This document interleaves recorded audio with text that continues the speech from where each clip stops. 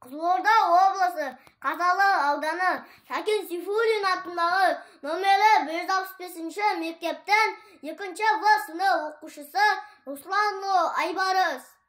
Арманым тіріл көзілген. Мұқағали Мақатаев. Баяғы бала кезімде, әкем бе әлде өзім бе, әкелгі аппақ күшікті ашпаған әлі көзінде. Осы дәм көңілін қалдырмай, мойнына қара салдырмай, әжуаз аппақ күшігім ақтаз болды қанжырдай. Әжуа мысқыл әзілмен, қайтейін онда ұятты, ойнаймын өтпек тазыммен, ұялас күшік сияқты.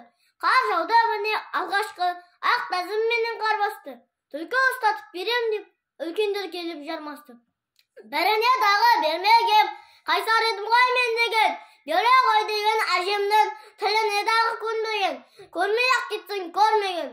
Сол жылы қыста ақпанда, күн батып бара жатқанда, ойынға мені шақырып, ақ мұсылдырды ақ қарда. Жынданба дедім шүйлікпен, үйге қайтен деп кешкірді. Осы бір сәтте кенеттен мылтықтың даусы естілді. Ақ таза менің қанқытты дағы жалп етті.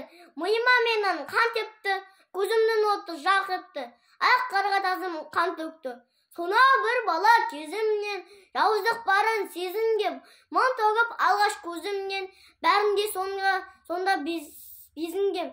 Келемін бірақ төзумен, айыра көрмес сезімнен, арманым тіріл көзілген.